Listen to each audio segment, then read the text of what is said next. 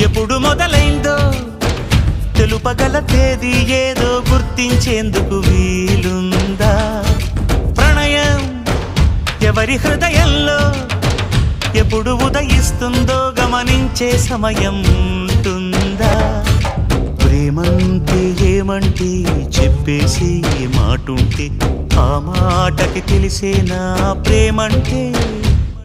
అది చరితలు సైతం చదవని వైనం, కవితలు సైతం పలకని భావం, సరిగమలెరుగని మధురిమ ప్రేమంటే.